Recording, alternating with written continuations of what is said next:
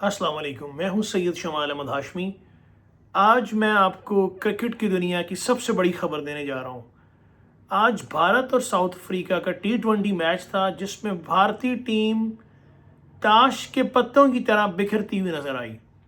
South Africa ने एक बहुत ही अच्छे तरीके से जो बैटिंग की और पूरे इंडियन बॉलर्स की टका के जम के धुलाई की, जम के पिटाई की।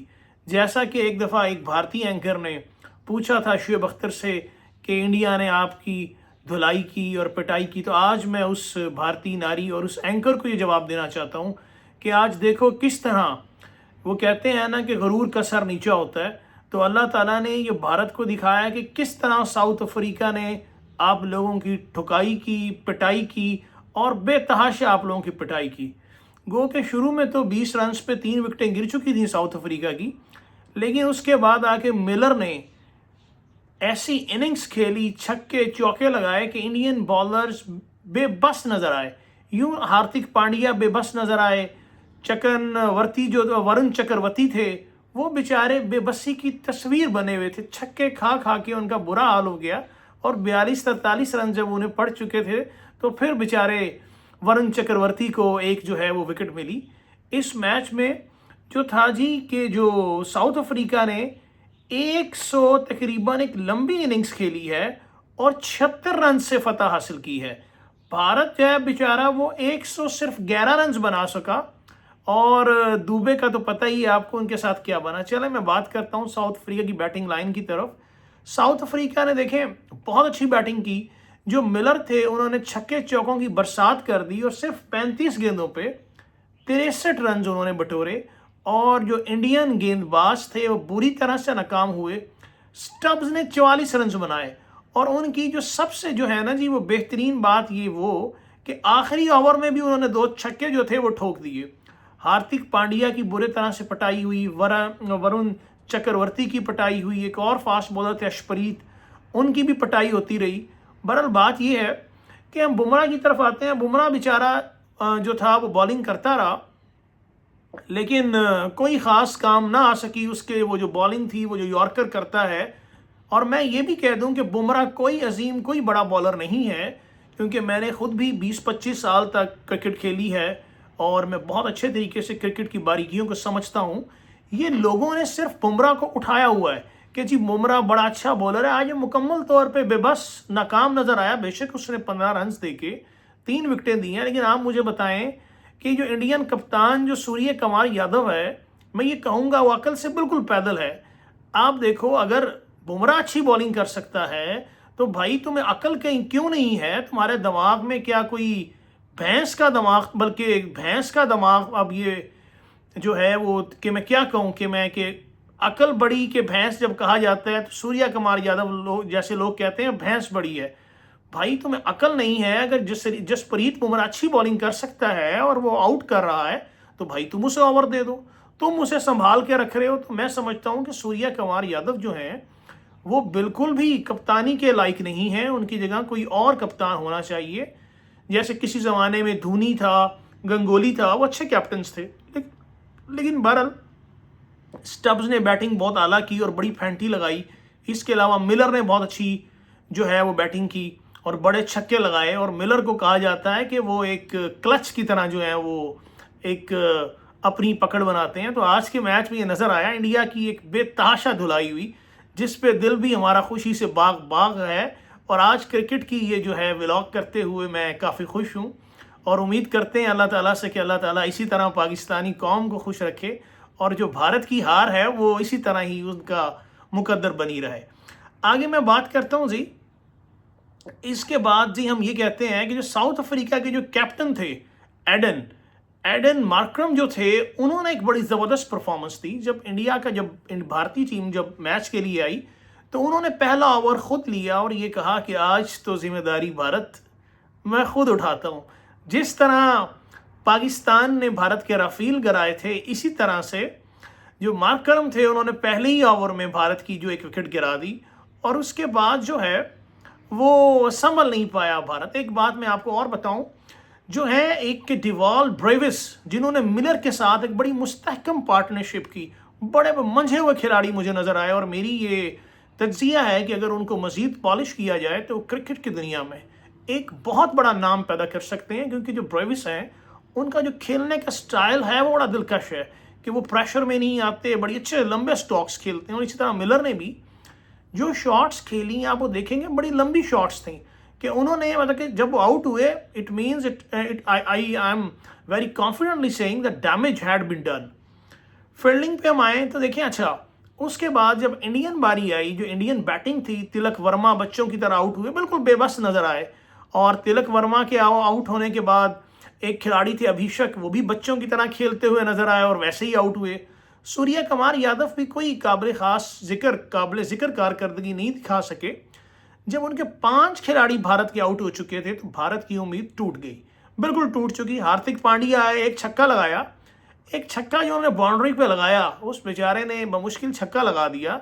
लेकिन उसके बाद फिर आए महाराज, और फिर महाराज ने वही काम कर दिया जो महाराजा किया करते थे कि एक था महाराजा और महाराजा की होगी हर तरफ कहानी। महाराजा ने जब बॉल की तो उसके बाद देखें स्टब्स ने हार्दिक पांड्या का जो एक ऐसा कैच था कि वो कैच देखने वाला है कि जो छक्का हो रहा था, लेकिन उन्होंने वही स्टाइलिश मूव किया जिस पे बड़ा अरसा कबल आईसीसी में सवालात भी उठाए गए कि ऐसा कैच जो है वो जायज़ है या नहीं। लेकिन उन्होंने कैच करके बाउंड्री से बाहर जा रहे थे, हवा में ही एक पैर रखा और गेंद को अंदर फेंका और फिर उन्होंने आउट किया और बड़ा इशारा किया हार्दिक पांड्या को कि भाई तू निकल, हो गई तेरी कहानी, ऊंची दुकान फीका पकवान। तो हार्दिक पांड्या बेचारा अपना सा मुंह लेकर रह गया, उसके सिवा कोई चारा भी ना था। तो मैं इस पे कहूँगा कि ये अहमदाबाद में मैच था आज, बड़े बेआबरू हो के तेरे कूचे से हम निकले। गालिब का शेर है, लेकिन लगता है कि गालिब ने किसी ऐसे मौके के लिए हार्दिक पांड्या के लिए ये शेर कहा था। उसके बाद एक और खिलाड़ी आए, उन्होंने भी वहीं पे ही कैच दिया और वही शॉट खेली, लेकिन जो स्टब्स थे उन्होंने दोबारा वो कैच करके बता दिया। एक ही ओवर में T20 के अंदर ये एक तारीख कायम कर दी है। महाराज ने 3 विकेटें ली और स्टब्स ने 3 कैच कर लिए, और एक ही बॉलर की बॉल पे एक ही ओवर में 3 कैच करना, ये भी T20 के अंदर एक तारीख जो है वो उन्होंने रकम कर दी है। इसके बाद मैं आपको बताता हूं कि सूर्य कुमार यादव, वो जो दुबे बेचारे थे, उन्होंने पार्टनरशिप तो लगाई 35 रन की, लेकिन वो बेचारे भी क्या करते, वो है ना जब चिड़ियाँ चुग गई खेत तो फिर क्या फ़ायदा। लेकिन तब तक बहुत देर हो चुकी थी। दुबे बेचारे आखिरी वक्त तक मुसलसल इधर उधर की यबलियाँ मारते नजर आए, कभी बैट इधर कभी उधर, लेकिन इस दफ़ा दुबे मुकम्मल तौर पर नाकाम हो गए। मैं समझता हूँ जिस तरह हमारे अब्दुल रज़ाक ने बैटिंग की थी और साउथ अफ्रीका के जो मुंह में से फतह जो थी वो छीन ली थी, तकरीबन ये कोई 12-14 साल पहले की बात है। बहुत खूबसूरत बैटिंग की थी रज़ाक ने और छक्के मार मार कर भुरकस निकाल दिया था जब बोथा कप्तान थे शायद साउथ अफ्रीका के, और वो मॉर्कल और 2 भाई जो थे वो बॉलर थे। लेकिन दुबे में वो गट्स नहीं। आज साबित हो गया कि दुबे सिर्फ एक छोटे मैच का खिलाड़ी है, मुश्किल वक्त में दुबे कभी काम नहीं आएगा। जसप्रीत बुमराह भी बेचारे उनके साथ लड़खड़ाते हुए नजर आए, और आज उन्होंने कोई वो अपना त्यारा गिराने का या इस तरह इशारा नहीं किया जैसे जब हारिस रऊफ ने उन्हें ये करके दिखाया था मैच में और पाबंदी लगी थी उनके ऊपर। बहरहाल जी, इसके बाद ये कहना चाहिए कि जो इसके अंदर एक बड़ी अहम बात है, बोश ने जो बॉलिंग की है, और मैं कहूँगा कि बोश ने बहुत खूबसूरत बॉलिंग की। और जो ऑस्ट्रेलिया के बॉलर थे और उनके फील्डर्स थे, पूरी ऑस्ट्रेलियन टीम थी, उनकी मैंने एक जो चीज़ देखी जो मैं अक्सर जो है वो एनालिसिस करता हूँ कि उनकी बॉडी लैंग्वेज ही ऐसी थी कि जब वो मैच में आए तो उनका वो मैच जब वो बॉलिंग कर रहे थे तो इसी से लगता था वो मैच जीत चुके हैं। जब से एडन मार्करम ने पहली विकेट ली थी, जो ऑस्ट्रेलियन कैप्टन है, बोश ने बहुत अच्छी बॉलिंग की और उसके बाद एक अग्रेसिव जेस्चर देते रहे वो। और लेकिन इंडियन जो भारतीय टीम थी वो बिल्कुल बेबस नजर आई बोश के आगे। उसके बाद जी एक जो और इसके अंदर हुआ कि जो सूर्य कुमार यादव का क्या कहना है, वो ये कहते हैं कि हम समझते थे कि हम गेम में हैं जब से हमने मैच जो शुरू किया, लेकिन अब उन्हें भाई ये बताए कि भाई गेम में होना ऐसे नहीं होता जैसे वो अपने खिलाड़ियों की झूठी जो तारीफ जो है वो करते थे। लेकिन बहरहाल आज वही हुआ जो हम कहते हैं कि जो भारतीय जो टीम है वो बिल्कुल आज बेबसी की जो है हमें वो एक तस्वीर जो है वो बनी हुई नजर आई क्योंकि पाकिस्तान के सिवा तो उन्होंने कारकर्दगी दिखाई थी। आज फिर हम ये कहेंगे कि किसी का नाम बड़ा ना कोई बहाना, जो खेला वही बोला। शिवम दुबे जो थे वो एक तनहा लड़ने वाले खिलाड़ी थे, लेकिन क्या करते, आखिरकार वो भी जो है वो कदम हार गए, क्योंकि दूसरे एंड से कोई उनका साथ देने वाला नहीं था। तो ऐसे मौके पे कहते हैं ना कि एक फूल से बाहर नहीं आती, अकेला बेचारा फूल हो तो वह क्या करेगा। दुबे ने कोशिश की लेकिन नैया पार नहीं लगा सके। एक और खिलाड़ी रिंकू सिंह, जो कि बड़े एक मैं कहूँगा कि ओछे तो नहीं, एक शौखे खिलाड़ी हैं, लेकिन आज उनमें वो भी कुछ नज़र ना आया। जो हार्दिक पांड्या थे वो भी बेचारे नाकाम हुए, एक ही छक्का लगा सके, लेकिन उसके बाद कोई बड़ी शॉट जो थे वो खेलने में नाकाम रहे।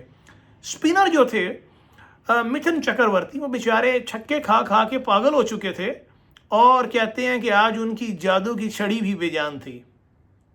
केशव महाराज एक ऐसा बॉलर था जिसने ऐसा जाल बिछाया कि भारतीय बैटिंग लाइन तबाह होकर रहेगी। एक ओवर में 3 विकेट्स ली और मैच का जो उन्होंने रुख ही बदल दिया।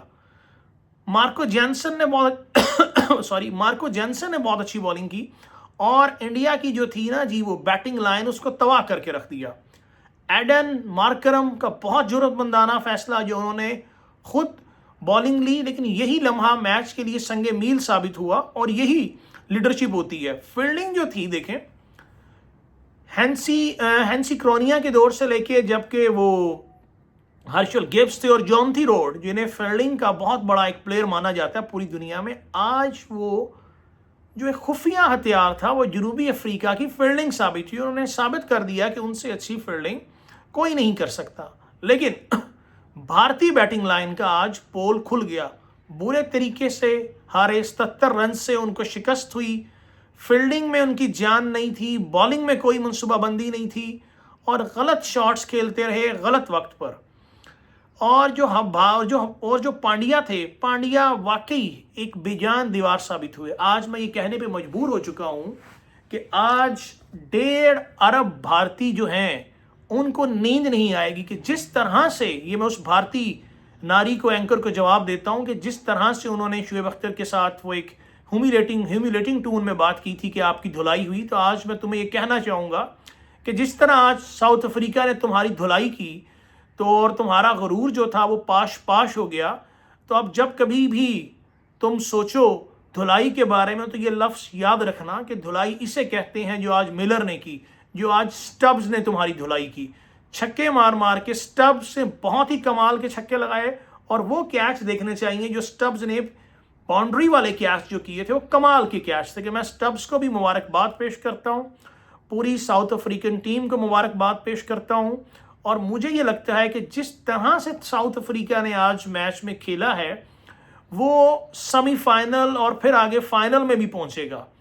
और मैंने तो यही देखा है कि जो साउथ अफ्रीका की जो टीम है वो बड़ी बैलेंस टीम है। अगर आप उसमें देखें, रोश की बॉलिंग देखें, और जो उनके एक बॉलर थे नेग्रू, उनका नाम मेरे नेग्रू, तो मैं कह रहा हूँ कि वो उनका नाम मेरे जहन में नहीं आ रहा, निगी या निंदी उनका नाम था। बड़े फास्ट बॉलर है जो हैं सांवले से, लेकिन बहुत खूबसूरती से बॉल करते हैं। रोश ने अच्छी बॉलिंग की, मिलर के क्या कहने, मिलर ने तो कमाल कर दिया। रोश की बॉलिंग थी, जैसन मैक्रॉन की अच्छी बॉलिंग थी, केशव महाराज ने बहुत अच्छी बॉलिंग की। बहरहाल इंडिया जो है, इंडिया की जो एक मुसलसल फतह थी, उसका पोल आज खुल गया। भारतीय बैटिंग लाइन जो थी वो नाकाम होगी, भारतीय बॉलिंग नाकाम होगी। अब हम भारत के लिए क्या कहें कि भारत 1.5 अरब लोगों को साउथ अफ्रीका ने इतना पीटा कि उन बेचारों को अब नींद भी ना आए। बहरहाल अब भारत के लिए तो कोई ऐसी बात भी निकल सकती कि क्या क्या कहा जाए।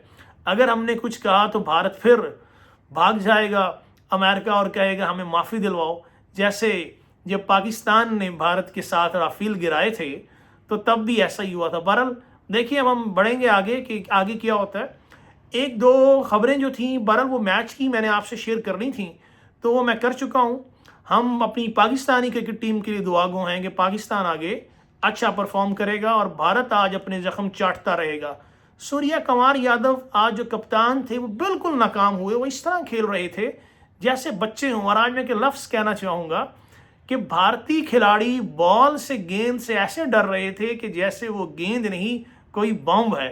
आज साउथ अफ्रीका ने गेंदें नहीं, उनके ऊपर बम चलाए हैं, ग्रेनेड चला दिए हैं। बहरहाल भारत ये मैच बुरे तरीके से हारा, उनकी बैटिंग लाइन की कमजोरियां अयां हो गई और दुनिया ने देख लिया कि भारत जो है वो सिर्फ गरज सकता है, बरस नहीं सकता। पूरे तरीके से भारत की बैटिंग लाइन एक्सपोज हुई, भारत की बॉलिंग लाइन एक्सपोज हुई। वो इस तरह से मैच हारे जैसे कोई गली मोहल्ले की टीम किसी एक बड़ी टीम से टकरा जाए और बच्चों की तरह हारे। बहरहाल अब जो है भारत के लिए लम्हा फिक्रिया है और उसको सोचना पड़ेगा कि नेक्स्ट मैच में उसे कैसे परफॉर्म करना है। तो आज का जो व्लॉग है हम इसको यहीं ख़त्म करते हैं। अपना ख्याल रखिएगा, बहुत शुक्रिया। अल्लाह हाफिज़। पाकिस्तान जिंदाबाद।